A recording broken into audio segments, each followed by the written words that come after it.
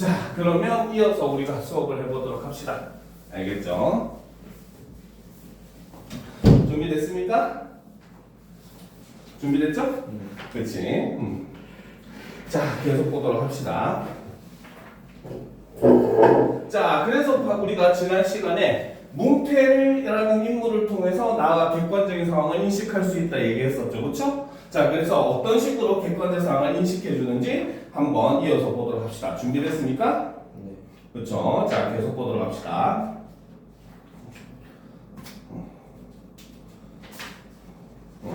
자, 그래. 맞고도 그걸 가만둬. 그치? 지금 뭉태가 나를 굉장히 이제 윽박지르고 있는 거죠. 자, 그럼 어떡하니? 임마, 봉필이 목판에다 거꾸로 박아놓지 뭘 어떻게 하고 괜히 내 대신 화를 내가지고 주먹질을 하다 등잔까지 쳤다. 그쵸? 밑줄 시작. 주먹질을 하다 등잔까지 쳤다. 그쵸? 자, 여기서 지금 뭉태라고 하는 인물은 바로 뭐다? 굉장히 지금 나를 대신해서, 그쵸? 바로 남의 일에 지나치게 흥분을 하고 있죠. 그래서 이런 걸 통해서도 역시 작품의 해악성이 느껴지는 겁니다. 알겠습니까? 자, 놈이 본식 활발하기는 하지만 그래놓고 날더러 석유값을 물라고 막지다우를 붓는다. 난 어안이 벙벙해서 잠자코 앉았으니까 저만 연신 짓거리는 소리가 밤낮 일만 해주고 있을 테냐. 영득이는 1년을 살고도 장갈 들었는데 넌 4년이나 살고도 더 살아야 해. 네가 세 번째 사인 줄이나 아니 세 번째. 그쵸? 자, 밑줄 치자. 네가 세 번째 사인 줄이나 아니 세 번째 사위. 밑줄 쳤습니까? 자, 여기서 지금 바로 뭐다? 나의 처지에 관한 정보를 이렇게 제시를 해주고 있다는 거죠. 자, 남의 일이라도 분하다 이 자식아. 오물애가 빠져 죽어 라는 거지. 그치? 자, 나중에는 겨우 손톱으로 목을 따라고까지 하고 제 아들같이 함부로 훅딱이었다. 별의별 소리를 다해서 그대로 옮길 수는 없으나 그 줄거리는 이렇다. 밑주시다. 그 줄거리는 이렇다. 자, 이렇게 얘기하면서 지금 바로 뭐다? 뭉태가 한 말을 내가 어떻게 이제부터 어떻게 해서 전달해 주겠다? 요약. 그치, 바로 사건의 요약적 제시가 이렇게 드러난다는 거죠. 됐습니까? 자, 우리 장인님이 딸이 셋이 있는데 맏딸은 재작년 가을에 시집을 갔다. 정말은 시집을 한 것이 아니라 그 딸도 대릴 사위를 해가지고 있다가 내보냈다. 그런데 딸이 10살 때부터 19, 즉 10년 동안에 대릴 사위를 갈아들이기를 동리에선 사위부자라고 이름이 났지만, 자, 사위부자 밑줄 칩시다. 진짜로 사위가 많아서 지금 이렇게 부르겠어? 아니잖아, 그치? 즉 바로 뭐다? 바로 대릴 사위제를 이용해, 그쵸? 노동력을 착취하는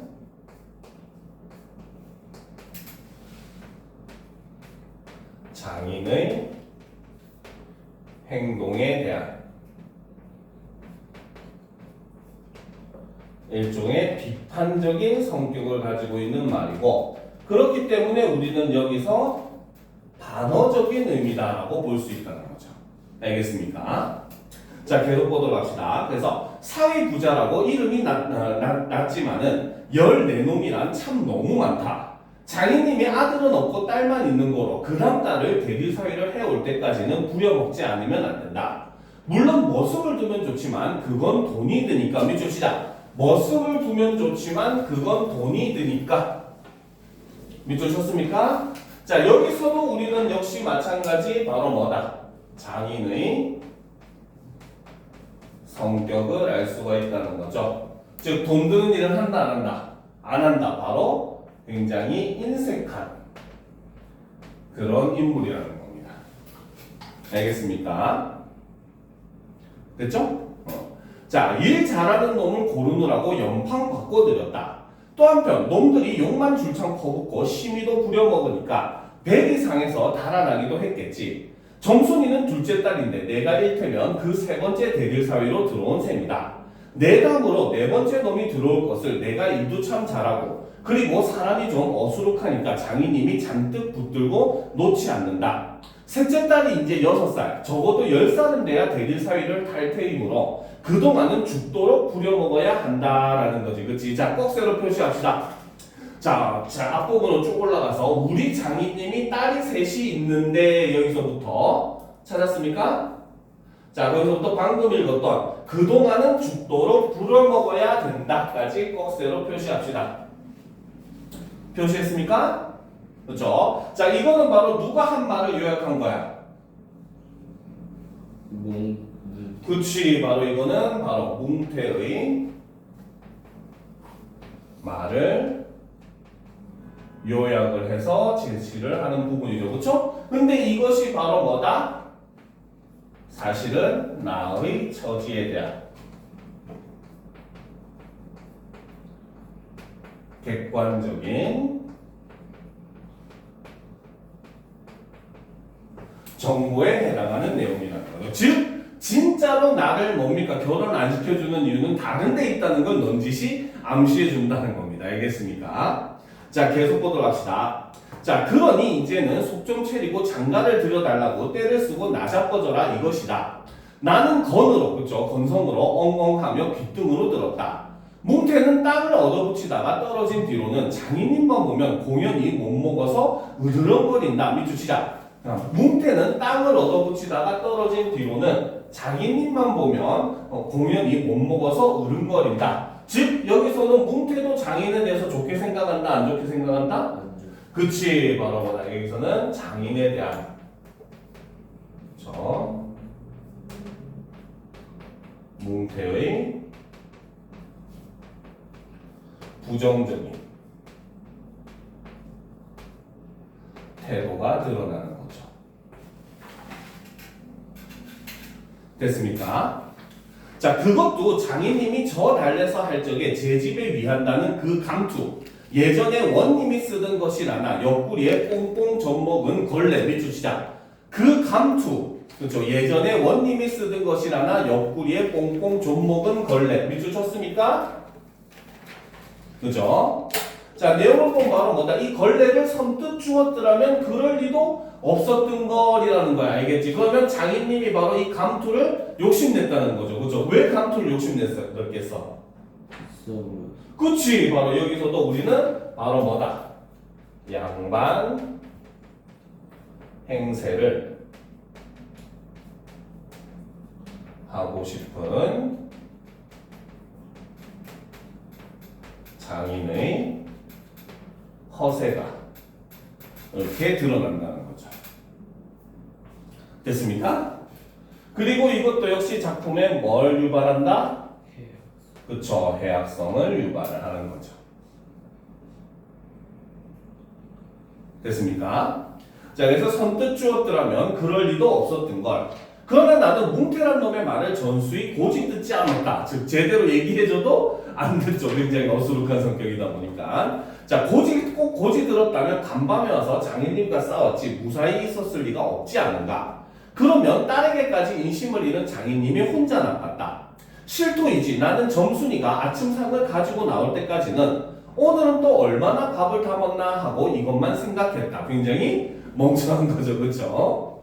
자, 상에는 된장찌개하고 간장 한 종지, 조밥 한 그릇, 그리고 밥보다 더 수부룩하게 담은 산나물이 한 대접. 이렇다. 나물은 점순이가 틈틈이 해오니까 2대접이고 4대접이고 멋대로 먹어도 좋나. 밥은 장인님이 한 사발 외엔 더 주지 말라고 해서 안 된다. 밑줄 치자. 밥은 장인님이 한 사발 외엔 더 주지 말라고 해서 안 된다. 역시 장인의 성격이 어때? 인색하죠. 그렇죠? 적자 바로 장인의 인색함.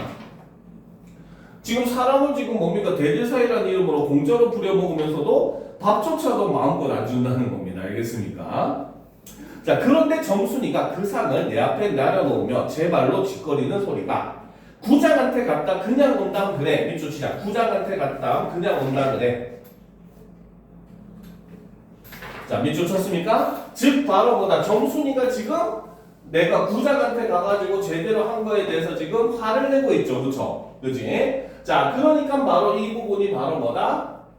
정순이의 2차 충동질이 되는 거죠. 정순이가 자꾸 나를 충동질을 하고 있는 겁니다. 그죠? 됐습니까? 자, 하고 엊그제 산에서와 같이 대우 쫑알거린다. 딸은 내가 더 단단히 덤비지 않고 만 것이 좀 어리석었다. 속으로 그랬다. 나도 저쪽 벽을 향하여 외면하면서 내 말로 안 된다는 걸 그럼 어떡한다 하니까 쇠물 잡아채야지 그냥 너 이 바보야. 자, 밑줄 치자. 쇠물 잡아채야지 그냥 너 이 바보야. 자, 이 부분도 사실 굉장히 중요합니다. 알겠습니까? 지금 정순이가 이 말을 한 의도는 뭘까? 너무 소극적으로. 그치, 바로 첫 번째 바로 정순이의 의도는 바로 뭐다? 더 적극적으로 성례를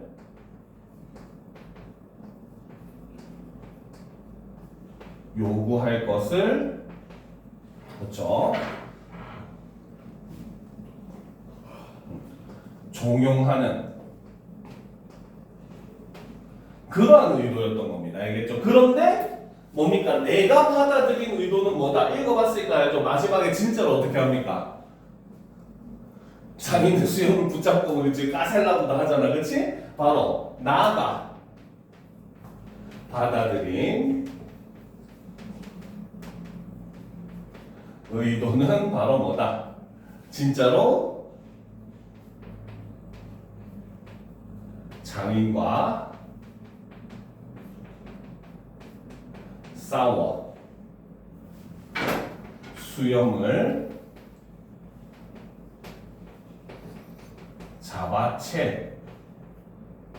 채라 라고 이해를 하게 되었다는 거죠. 그렇죠? 그러니까 바로 요것 때문에 나가 장인과 어떻게 하게 된다? 그렇죠. 이게 바로 나가 장인과 싸우게 되는 결정적 계기로 작용을 하게 되는 겁니다. 알겠습니까? 오케이? 그러니까 여기서도 우리는 바로 뭐다? 나가 굉장히 어리숙한 사람이고 작품의 해악성을 볼 수 있는 겁니다. 알겠죠? 자, 계속 봅시다. 자, 하고 또 얼굴이 빨개지면서 성을 내며 안으로 셀쭉하니 튀어들어가지 않느냐. 이때 아무도 본 사람이 없기에 망정이지. 보았다면 내 얼굴이 애미 잃은 황새새끼처럼 가엾다 했을 것이다. 사실 이때만치 슬펐던 일이 또 있었는지 모른다. 다른 사람은 앞만 못생겼다 해도 괜찮지만 내 아내 될 정순이가 병신으로 본다면 참 신세는 따분하다. 밥을 먹은 뒤 지게를 지고 일터로 가야 하다 도로 벗어던지고 바깥마당 홍소구에 들어누워서 나는 차라리 죽는이만 갖지 못하다고 생각했다. 내가 일 안 하면 장인님 저는 나이가 먹어 못하고 결국 농사 못 짓고 만다. 그러니까 나는 대놓고 반항을 하고 할 수 있는 거죠. 뒷짐으로 트림을 꿀꺽하고 대문 밖으로 나오다 날 보고서 이 자식아 너 왜 또 이러니? 관객이 났어요. 아이고 배야. 기껏 밥 처먹고 나서 무슨 관객이야. 남의 농사 버려주면 이 자식아 징역 간다 봐라. 밑줄 치자. 이 자식아 징역 간다 봐라. 밑줄 쳤습니까? 밑줄 쳤죠? 자, 이 말은 누가 나한테 했었던 말이야 앞에서? 그렇죠. 그치. 바로 이거는 바로 뭐다? 구장이 나에게 했던 말이죠. 알겠습니까? 그 말은 이걸 통해서 우리가 알 수 있는 건 바로 뭐다? 구장이 나에게 이 말을 한 이유는? 어? 아니지. 장인이 이렇게 얘기하라고 시킨 거죠. 알겠습니까? 즉 바로 뭐다? 구장의 말이 장인이 시킨 것임을 암시하더라는 겁니다. 알겠습니까? 자, 계속 보도록 합시다. 자, 가도 좋아요. 아이고 배야. 참말 난 일 안에서 징역 가도 좋다 생각했다. 이후 아들을 낳아도 그 앞에서 바보 이렇게 별명을 들을 테니까 오늘은 열쪽이 난데도 결정을 내고 싶었다. 장인님이 일어나라고 해도 내가 안 일어나니까 눈에 독이 올라서 저편으로 힝하게 가더니 지게 막대기를 들고 왔다. 그리고 그걸로 내 허리를 마치 돌 떠넘기듯이 쿡 찍어서 넘기고 했다. 밥을 잔뜩 먹고 딱딱한 배가 그럴 적마다 퉁겨주면서 배창이 꼿꼿한 것이 여간 캥기지 않았다. 그래도 안 일어나니까 이번에는 배를 지게 막대기로 위에서 쿡쿡 찌르고 발길로 옆구리를 차고 했다. 장인님은 원체 심정이 굳어서 그러지만 나도 저만 못하지 않게 배를 채웠다. 아픈 것은 눈을 꽉 감고 너 해라 난 재미난 듯이 있었으나 볼기짝을 후려갈길 적에는 나도 모르는 결에 벌떡 일어나서 그 수염을 잡아챘다라는 거지. 그치? 미치자. 그 수염을 잡아챘다. 자, 이 수염을 잡아챈 이유가 뭐 때문이다?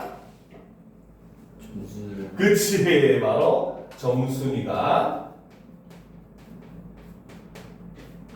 말한 대로 행동을 하더라는 거죠. 그쵸? 그리고 이거는 바로 뭐다? 나와 장인의 비정상적인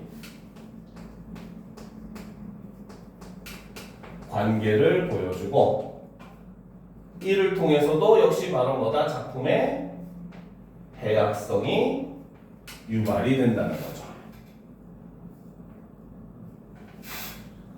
알겠습니까? 됐습니까? 자, 제가 잡아챘다마는 내 골이 난 것이 아니라 정말은 아까부터 벽 뒤 울타리 구멍으로 점순이가 우리들의 꼴을 몰래 엿보고 있었기 때문이다. 그래서 지금 바로 점순이한테 잘 보이고 싶어서 지금 이런 행동을 했다는 거죠. 자, 가뜩이나 말 한마디 톡톡히 못한다고 바보라는데 몇 가지 잠자코 맞는 걸 보면 짜종 바보로 알 게 아닌가. 또 점순이도 미워하는 이까진 놈의 장인님 역시 마찬가지 비속어와 지금 높임말을 같이 쓰고 있죠. 그쵸? 그래서 이까진 놈의 장인님 낙원 아무것도 안 되니까 막 때려도 좋지만 사정고 와서 수염만 채고 제 원대로 했으니까 이때 점순이는 퍽 기뻤겠지. 진짜 기뻤을까? 아니겠죠. 그죠? 아무리 그래도 못된 사람도 자기 아빠인데, 그지? 아빠한테 이렇게 하면 당연히 기분 나쁘겠지. 그치? 근데 결과적으로는 바로 뭐다? 나가 점순이 말의 의도를 제대로 파악하지 못한 것이었고 이런 모습이 이 작품의 해악성을 더 북돋워 준다는 거죠. 자, 저기까지 잘 들리도록 이걸 까셀라 보다 하고 소리를 쳤다. 그래서 나도 지금 점순이한테 잘 보이려고 허세를 부리는 거죠. 자, 밑줄 시작. 이걸 까셀라 보다. 밑줄 쳤습니까? 자, 그래서 이거는 바로 뭐다? 점순이에게 잘 보이기 위한 허세를 이렇게 보여주고 있다는 거죠. 됐습니까?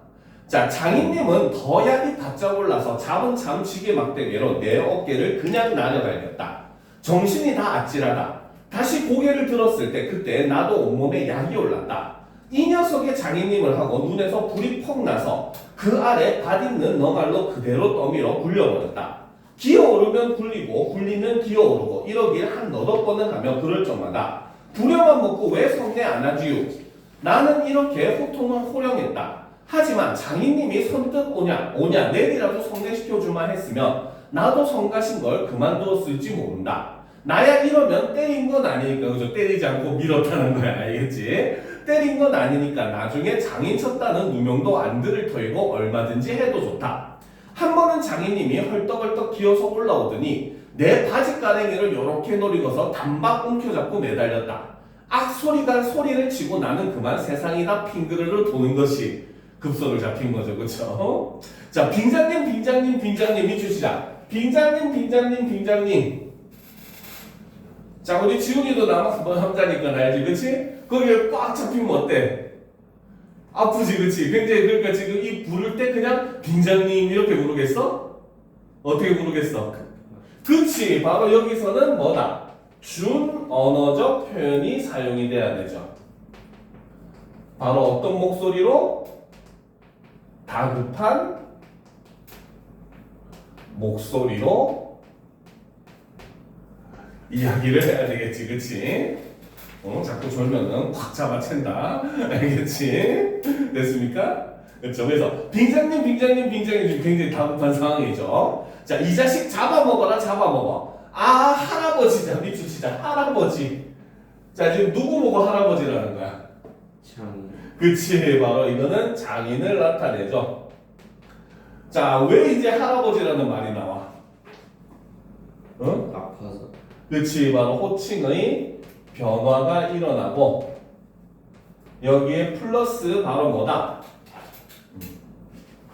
상황의 다급함 그리고 희극성을 고조시켜주더라는 겁니다. 알겠습니까? 그러니까 당연히 여기서도 해악성이 유발이 되더라는 거죠. 알겠습니까? 자, 그래서 할아버지 살려줍시오, 할아버지 하고 두 팔을 허둥지둥 내절 적마다 이마에 진땀이 쭉 내섰고 이젠 참으로 죽나보다 했다. 그래도 장인님은 놓질 않더니 내가 기어이 땅바닥에 쓰러져서 거진 까무러치게 되니까 녹는다.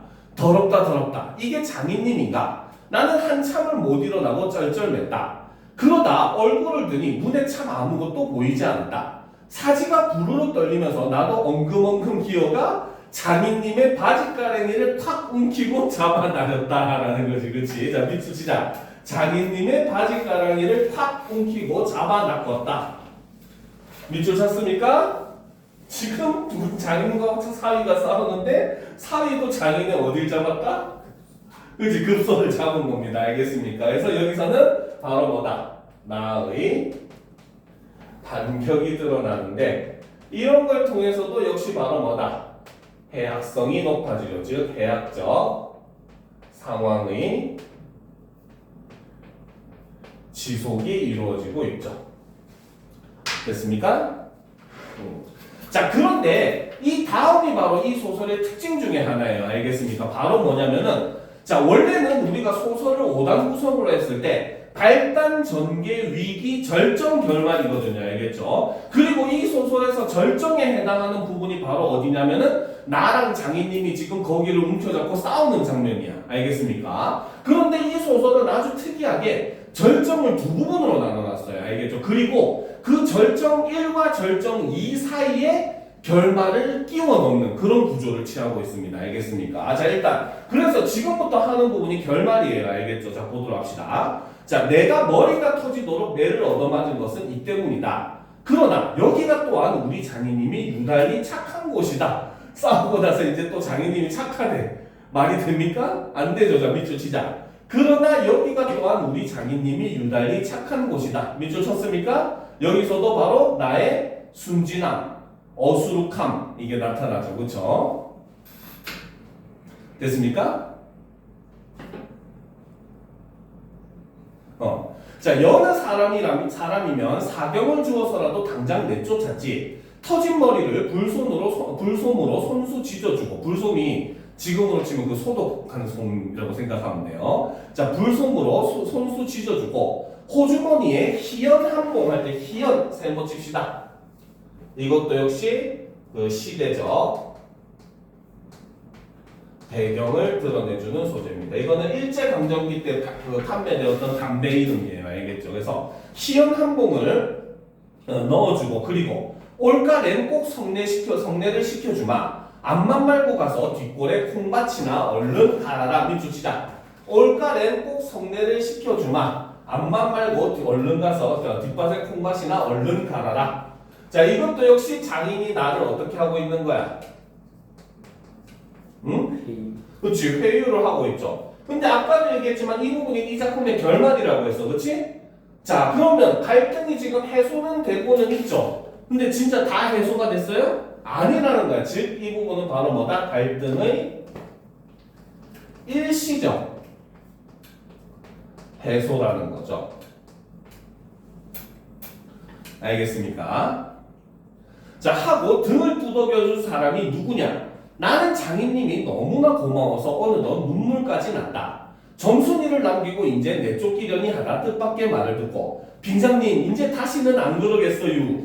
이렇게 맹설을 하며 부랴살랴 지게를 지고 일터로 갔다. 그러나 이때는 그걸 모르고 장인님을 원수로만 여겨서 잔뜩 잡아다녔다라는 거지. 그치? 자, 꺽쇠로 표시합시다. 크게. 내가 머리가 터지도록 매를 얻어맞은 것이 여기서부터 찾았습니까?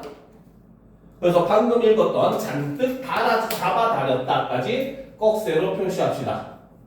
표시했습니까? 그쵸? 자, 여기서 이제 바로 아까 얘기했듯이 이 부분이 그치? 바로 소설 본봉의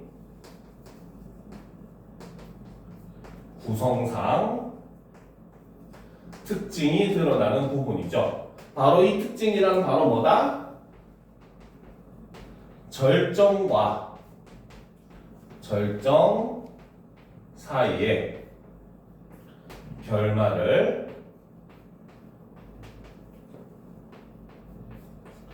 끼워 넣는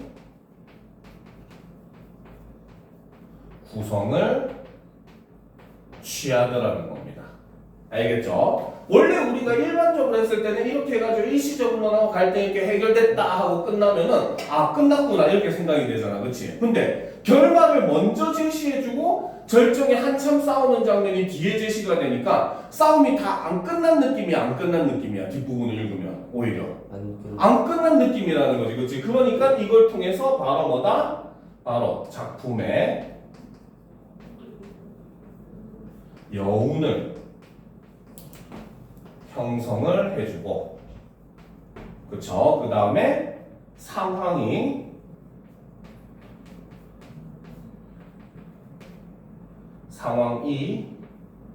지속됨을 암시해주는 이러한 효과가 있다는 겁니다. 알겠습니까? 그래서 해학적으로 이제 끝을 맺는 겁니다. 알겠죠? 자, 계속 봅시다. 자, 이놈아, 놔. 자, 여기서도 역시 지금 장인이 거기에 잡혔으니까 목소리가 어때? 굉장히 다급하겠지, 그치? 준언어적 표현으로 하면 역시 마찬가지 다급한 목소리로가 들어가야 돼요, 그쵸? 자, 장인님은 햇손질을 하며 솔개미에 잰 닭의 소리를 연해 질렀다. 놓긴 후에 이왕이면 호되게 혼을 내주리라 생각하고 짓궂이 더 당겼다마는 장인님이 땅에 쓰러져서 눈에 눈물이 핑 도는 것을 알고 좀 겁도 났다. 할아버지 놔라 밑줄 치자. 할아버지 놔라. 자, 지금 누가 누구한테 할아버지라고 부르고 있어? 나가 장인한테? 지금 잡힌 사람이 누군데?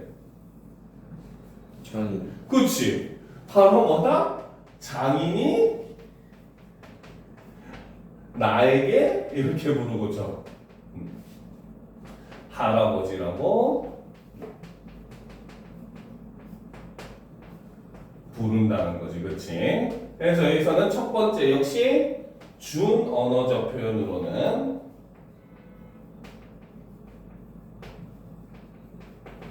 굉장히 다급한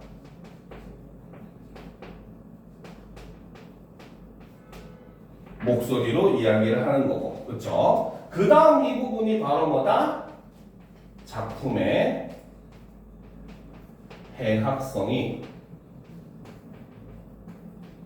최고조에 이른 부분입니다. 알겠습니까? 됐습니까? 오케이? 다 적었어요? 자, 그럼 계속 봅시다. 자, 그래도 안 되니까 얘 점수나 이 학장에 안에 있었던 장모님과 점순이가 헐레벌떡하고 단숨에 뛰어나왔다. 나의 생각에 장모님은 제 남편이니까 역성을 하는지도 모른다. 그러나 점순이는 내 편을 들어서 속으로 고수해하겠지. 작가이죠, 그쵸? 자, 대체 이게 웬 속인지 지금까지도 난 영문을 모른다. 아버지를 혼내주기는 제가 내려놓고 이제 와서 달겨들며 에그머니 이 망할 게 아버지 죽이네. 밑줄 치자. 에그머니 이 망할 게 아버지 죽이네. 앞에서는 나보고 아빠랑 싸우려놓고 여기서는 누구 편을 들고 있어? 그렇지. 제가 아빠 편을 들고 있잖아. 그렇지? 그래서 여기서 바로 뭐다? 점순이의 이중적인 태도가 드러난다는 거죠. 알겠습니까? 자, 하고 내 귀를 뒤로 잡아당기며 마냥 우는 것이 아니냐. 그만 여기에 기운이 탁 꺾여 나는 얼빠진 등신이 되고 말았다. 장모님도 덤벼들어 한쪽 귀마저 뒤로 잡아채면서 또 우는 것이다. 이렇게 꼼짝도 못하게 해놓고 장인님은 지게 막대기를 들어서 사뭇 나려 조겼다. 그러나 나는 구태여 피할라지도 않고 암만 해도 그 속을 알 수 없는 점순이의 얼굴만 멀거니 들여다보았다. 그렇죠? 지금 아직도 사태 파악이 안 되는 거죠. 그렇죠? 자, 이 자식 장인이 돼서 할아버지 소리가 나오도록 해라는 거야. 그렇지? 그래서 바로 지금 마지막에 밑줄 치자. 이 자식 장인이 돼서 할아버지 소리가 나오도록 해. 그렇죠? 바로 이 부분에서는 바로 사건의 해학성을 압축적으로 제시를 하더라는 거죠. 알겠습니까? 자, 그래서 여기까지가 바로 김유중의 소설 봄봄의 내용이었어요. 알겠죠? 자, 그런데 이제 이 부분에서 우리가 주의해야 될 게, 자, 첫 번째로는 아까 얘기했듯이 이 작품은 뭡니까? 시간의 흐름이 자꾸 왔다 갔다 한다고 얘기를 했어요. 알겠습니까? 그래서 우리가 이거를 시간의 순서에 따라서 사건을 배열할 필요가 있습니다. 알겠습니까? 자, 그러면 빈 공간에다가 하나 적어 놓읍시다. 그렇죠? 자, 소설 봄봄의. 그렇죠?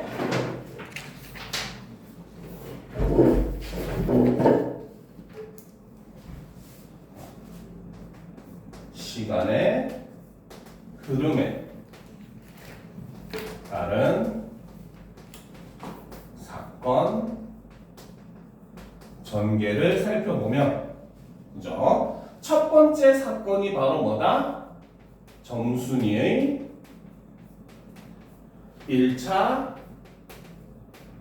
충동질입니다. 알겠습니까? 됐죠? 그치? 그래서 정순이가 1차 충동질을 하고 두 번째가 바로 뭐다? 나와 장인의 싸움이 일어나죠.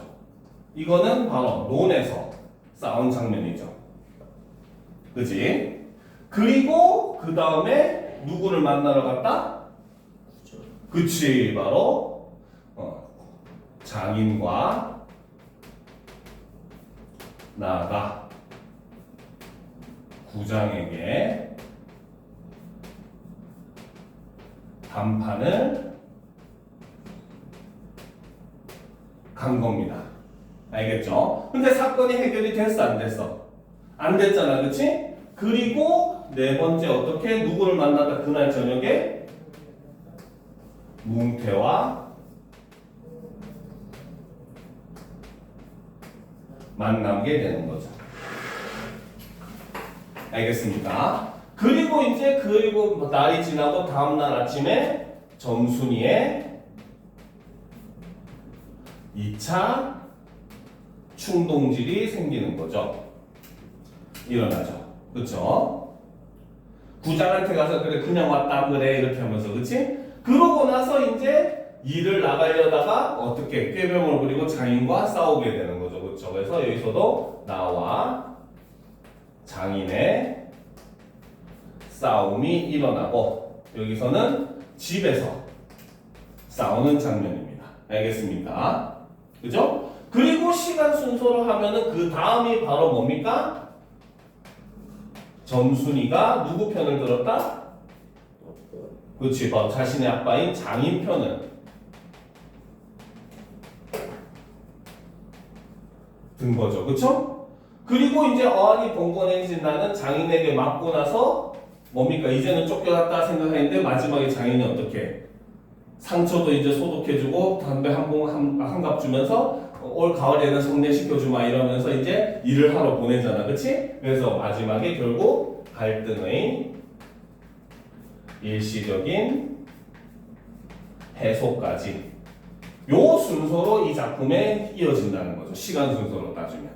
무슨 말인지 알겠어요? 그래서 요 순서를 우리가 잘 기억을 해줘야 됩니다. 알겠죠? 그래서 어떻게 보면 되게 간단한 유형의 문제고, 솔직하게 얘기하면은 봄봄이라고 하는 작품은 중학교 교과서에서도 많이 실리거든요. 중학교 교과서에서는 무조건 100% 나오는 문제가 요겁니다. 근데 이상고 같은 경우는 그렇기 때문에 요거를 조금 변형시켜서 약간 조금만 더 어려운 방식으로 제시를 할 수가 있어요. 알겠지? 그러니까 쉽게 말하면 이러한 내용을 조금 더 세분하게 적어가지고 기억, 니은, 티끌, 리을 이런 식으로 한 다음에 시간 순서에 따라서 바르게 배열하라는 그런 유형의 문제가 나올 수 있다는 겁니다. 알겠습니까? 그래서 이런 거는 무조건 우리가 반드시 외워줘야 돼요. 알겠습니까? 자, 그리고 아까도 얘기했지만 이 작품은 순수 소설이기 때문에 당시의 시대 상황이나 이런 걸 담지 않고, 그렇죠? 그리고 우리 민족의 고유한 일종의 그 문학의 성격 중에 하나인 해학성을 굉장히 강조한 그런 작품이 바로 이 김유정의 봄봄입니다. 알겠습니까? 자, 그러면 이제 선생님이 따로 프린트 준 교과서 이제 학습 활동에 실려 있는 작품이거든요. 바로 흥부전의 내용을 한번 살펴보도록 합시다. 알겠죠? 이거는 판소리계 소설입니다. 알겠죠? 자, 봅시다. 자, 흥부 이런 말이 그리 말고 서로 가난 자랑하여 아무라도 제일 가난한 사람이 팔아갑세라는 거지. 그치? 자, 밑줄 치도록 합시다. 서로 가난 자랑하여 아무라도 제일 가난한 사람이 팔아갑세. 자, 이걸 통해서는 우리가 당시의 시대적 상황이 드러납니다. 알겠습니까? 지금 이게 무슨 상황이냐면 흥부가 이제 매품을 팔러온 거예요. 매품이 바로 뭐냐면은 관리들이 이제 여러 가지 부자나 관리들이 잘못을 법을 어기잖아요. 그렇죠? 그러면은 이제 뭡니까? 곤장을 맞는 그 벌을 받게 돼. 알겠지? 근데 이때 당시에는 부정부패가 너무 심해가지고 돈만 주면은 다른 사람이 대신 맞게 만들어 버리는 겁니다. 실제로 곤장이 사실 굉장히 아파요. 잘못 맞으면은 한 20, 30대 맞으면 사람은 죽을 수도 있어요. 사람이. 알겠죠? 그렇기 때문에 그 굉장히 당시에 사람들한테 무서웠고 이랬으니까 사람들이 이제 매를 맞기 싫으니까 다른 사람한테 돈을 줘가지고 대신 맞게 하는 매품이라고 하는 게 성행을 했다는 겁니다. 알겠죠? 그래서 여기서 알 수 있는 게 첫 번째는 바로 뭐다? 바로 부정부패가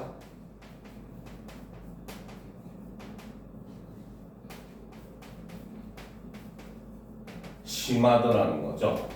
그래서 바로 뭐다? 불법을 저지르고도, 그렇죠? 다른 사람에게 벌을 대신 받게 하더라는 겁니다. 알겠습니까?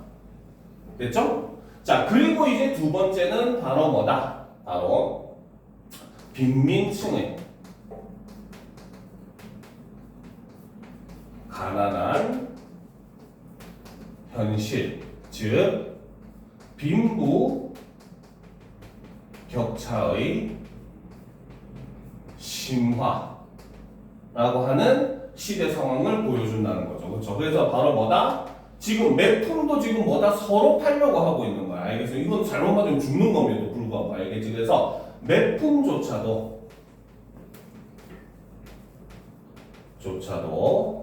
서로 경쟁하며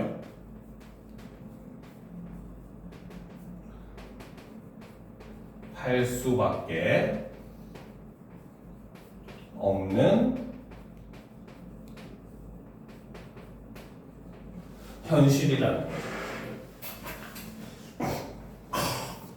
됐습니까?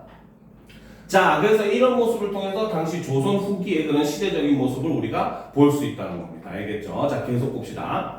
자, 그래서 지금 흥부가 제안을 한 거죠. 여기 지금 서로 매품을 서로 팔겠다고 지금 난리인데, 그러면 우리 중에 제일 가난한 사람이 매품을 팔자 하고 이제 제안을 한 겁니다. 알겠죠? 자, 그러니까 이제 봅시다. 그 말이 옳다 하고, 적은 가난 어떠하오? 내 가난 들어보. 집이라고 들어가면 사방 어디로도 들어갈 작은 곳이 없어. 닿는 벼룩 쪼그려 앉을 데 없고 삼순구식 먹어본 내 아들 없소라는 거지. 그치? 자, 꼭새로 표시합시다. 내 가난 들어보 집이라고 들어가면 여기서부터 내 아들 없소까지 꺽쇠로 표시합시다. 그렇죠? 자, 여기서는 바로 뭐다? 첫 번째 인물의 가난 자랑이 이렇게 제시가 되어 있죠. 알겠습니까? 그래서 집도 매우 좁고 뭐다? 닿는 벼룩 쪼그려 앉을 때조차 없다. 집이 너무 좁아가지고, 그렇지? 그래서 여기서도 바로 뭐다? 이 자랑을 굉장히 과장해서 표현을 하고 있고, 이를 통해서 해학성을 유발을 하고 있는 겁니다. 알겠습니까? 됐죠? 오케이? 자, 그럼 계속 봅시다. 한 놈 나앉으며 좋게 먹고 살 수는 있겠어. 오히려 이 사람 보고 당신은 나에 비하면 더 부자요. 이런 거죠. 그쵸? 좋게 먹고 살 수는 있겠어. 저분 가난 어떠하오? 내 가난 들어보. 내 가난 남과 달라 2대째 내려오는 광주산 사발 하나. 선반에 얹은 지가 8년이로돼. 즉 8년 동안 사발을 쓸 수 있었다 없었다? 없었다는 거야. 그만큼 8년 동안 제대로 먹을 수 없었다는 거지. 이랬으면 굶어 죽어야 되는데, 그치? 자, 여러 날 내려오지 못하고 아침 저녁으로 눈물만 뚝뚝 짓고 부엌의 노랑지가 밥알을 주우려고 다니다가 다리에 가래토시 서서 종기 터트리고 들어누운 지가 3달 되었어. 쥐조차도 먹을 게 없어서 찾아다니다가 이 집에서 다리에 병이 나가지고 지금 알아 누웠다는 겁니다. 알겠죠? 좌우 들으신 바 내 신세 어떠하오. 자, 꺽쇠로 표시합시다. 내 가난 들어보부터 내 신세 어떠하오까지 꺽쇠로 표시합시다. 표시했습니까? 자, 여기서는 바로 뭐다? 두 번째 인물의 가난 자랑이 드러나고 역시 이것도 과장을 통해서 해학적으로 표현을 하고 있죠. 알겠습니까? 됐죠? 자, 그러니까 김딱지기 썩 나앉으며, 그래서 김딱지기라는 사람이 썩 이제 앞으로 나앉으며 거기는 참으로 장자는 부자입니다. 알겠죠? 장자 밑에다 부자라고 써놓읍시다. 오히려 자신에 비하면 당신은 부자다라고 얘기하는 거죠. 그렇죠? 그래서 거기는 참으로 장자라 할 수 있어. 내 가난 들어보. 조그마한 한 칸 초막 발 뻗을 길 전혀 없어. 우리 아내와 나와 둘이 앉고 누워 있으면 내 상추는 울 밖으로 우뚝 나가고 우리 아내 궁둥이는 담 밖으로 알궁둥이 보이니 동네에서 숨바꼭질하는 아이들이 우리 아내 궁둥이 치는 소리 4월 8일 관둔다는 소리 같고 집에 연기 나지 않은 지가 3년째 되었어. 좌우 들으신 바 내 신세 어떠하오? 아무 목득의 아들놈도 못 팔아갈 것이니. 자, 꺽쇠로 표시합시다. 내 가난 들어보부터 아무 목득의 아들놈도 못 팔아갈 것이니까지 꺽쇠로 표시합시다. 표시했습니까? 그렇죠? 여기서는 바로 뭐다? 세 번째 인물, 바로 김딱지기라고 하는 인물이죠. 의 가난 자랑이 드러나고 여기서도 역시 과장을 통해서 해학적으로 표현했죠. 이거는 집이라고 할 수가 없고 사실 거의 이불 쪼가리라고 생각을 해야 되는 거지. 그렇지? 됐습니까? 자, 계속 보도록 합시다. 자, 이놈 아주 거기서 개정을 먹더니라. 흥고 숨숨 생각하니 자기에게는 어느 시절에 찰기가 돌아올 줄 몰라. 동문이 내 매품이나 잘 팔아가지고 가오. 나는 돌아가오. 즉 흥고는 매품 팔기를 어떻게 했다? 그치. 자, 밑줄 치고 쓰도록 합시다. 뭡니까? 동문이 내 매품이나 잘 팔아가지고 가오. 나는 돌아가오. 그렇죠. 그래서 결국 매품 팔기를 포기한 흥고의 모습이 이렇게 드러나는 거죠. 알겠습니까? 자, 하직하고 돌아오며 탄식하고 집에 들어가니 흥고 안에 거동보소. 왈칵 뛰어 달려들어 흥고 손에 검쳐잡고 듣기 싫을 정도로 크고 설게 울며 하늘이 사람들을 세상에 나게 할 때 반드시 자기 할 일을 주었으니 생기는 대로 먹고 살지 남 대신으로 맞을까 애고 서름이야. 이렇듯 설게 우니 흥고 이는 말이 애기 어머 물지 마소. 애기 어머 물지 마소. 영문에 들어가니 세상에 가난한 놈은 거기 모두 모여. 내 가난은 거기다 비교하니 장자라 일컬을 수 있어. 매도 못 맞고 돌아왔네. 흥보 안에 이 말 듣고 얼씨구나 즐겁도다. 우리 난군 병영 내려갔다. 매 안이 맞고 돌아오니 이런 영화 또 있을까라는 거죠. 자, 밑줄 치자. 얼씨구나 즐겁도다부터 이런 영화 또 있을까까지 밑줄 칩시다. 즉 흥보 안에는 흥보가 매품을 못 판 것에 대해서 어떻게 생각한다? 잘 됐다. 그렇지, 잘 됐다고 생각을 하는 거죠. 그렇죠? 바로 뭐다? 흥보가 저 매를 맞지 않은 것에 대해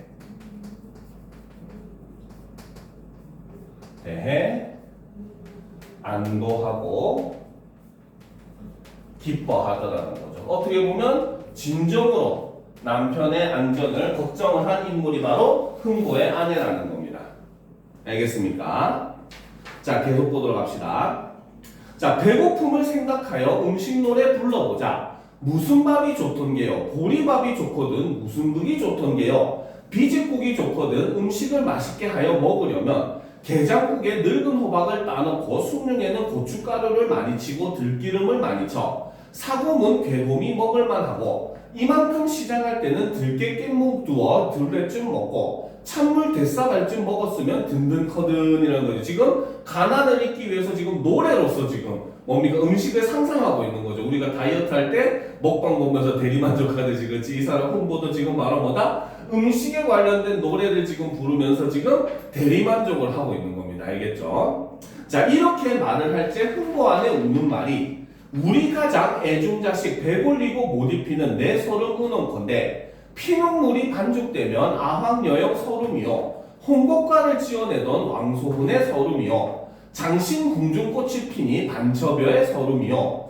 옥으로 장식한 장막 속에서 죽으니 우미인의 서름이요 목을 잘라 절사하니 하씨 열려 서름이요 만경창파 너른 물을 말말이 다 되인들 끝없는 인의 서름 어디다 하소연할꼬. 자, 꺽쇠로 표시합시다. 우정가장부터 어디다 하소연할꼬까지 꺽쇠로 표시합시다. 됐습니까? 자, 여기서는 바로 중국의 고사들을 인용을 하고 있죠. 알겠습니다. 옛 이야기들을 인용을 하고 있습니다. 그 중에서도 서러움에 복받친 그런 인물들이 등장하는 고사들을 인용을 하고 있는 거죠. 그죠? 즉, 바로 뭐다? 이거를 통해서 흥보 아내가 하고 싶은 바로 뭐다? 바로 흥보 아내의 그죠? 서름을 그치? 고사를 인용해 비교하여 서술을 하고 있다는 거죠. 굉장히 서러움에 복받쳤던 그 옛날 이야기 속의 인물들을 갖고 와서 얘네들만큼 내가 지금 서럽다 이렇게 얘기를 하고 있는 겁니다. 알겠죠? 자, 흥보 역시 슬퍼 샘물같이 솟아나오는 눈물 가랑비같이 흩뿌리며 목이 막혀 기절하더니 다시 살아나서 들릴 듯 말 듯한 말로 겨우 내어 기운 없이 가는 목소리를 처량하게 슬피 울며 만류하여 이른 말이 마음만 옳게 먹고 의롭지 않은 일 아니하면 장래 한때 볼 것이니 서러워 말고 살아나세. 밑줄 치자. 장래 한때 볼 것이니 자, 올바른 삶을 살면은 나중에 어떻게 된다? 좋은 때를 만날 거라는 거지. 그치? 근데 진짜로 이야기 끝에 보면은 흥부가 어떻게 돼? 마지막에 보면 흥부전 마지막에 어떻게 돼? 그 박씨 때문에 부자가 되잖아. 그치? 바로 뭐다? 바로 이후 흥보에게 좋은 일이 있을 것임을 암시하고 있는 표현이다 라고 볼 수 있다는 겁니다. 알겠습니까? 자, 그래서 볼 것이니 서로 말고 살아나세. 부부한 자 탄식할제 청사는 높이 솟아있고 온갖 꽃이 화려하고 찬란하게 피어있는데 적동두견 꾀꼬리 때를 찾아 슬피 우니. 자, 적동두견 꾀꼬리 네모 칩시다. 네모 쳤습니까? 얘네는 지금 뭡니까? 얘네가 지금 어떻게? 때를 찾아서 슬프게 운대요. 지금 슬픈 사람은 누굽니까? 흥고랑 이런 인물이지. 일종의 바로 뭐다? 감정, 이입이 사용된 부분이라는 거죠. 알겠습니까? 그래서 때를 찾아 슬피우니 네 아니 슬퍼하리. 슬퍼하지 않는 사람이 있다 없다? 없다. 이거는 누구의 생각이야?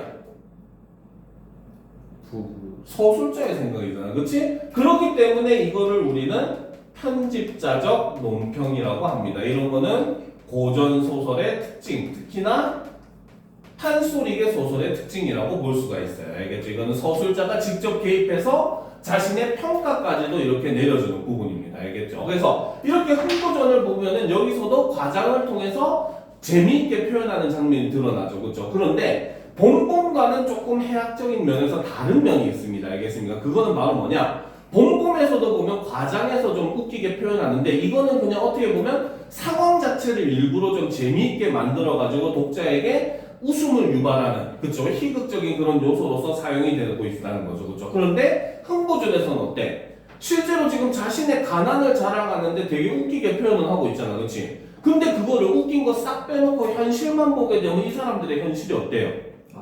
그치? 너무나 비참하잖아. 그치? 그래서 이걸 뭐라고 하냐면 웃음으로 눈물 닦기라고 얘기합니다. 우리 문화의 전통 중에 알겠죠? 그게 바로 뭐냐? 일부러 슬픈 장면을 어떻게 과장해서 웃기게 표현을 함으로써 슬픔을 어떻게 하고자 하는? 극복하고자 하는 우리 민족의 그런 일종의 정서가 담겨 있다라고 본다는 겁니다. 알겠습니까? 그래서 요거는 하나 적어 놓도록 합시다. 알겠죠?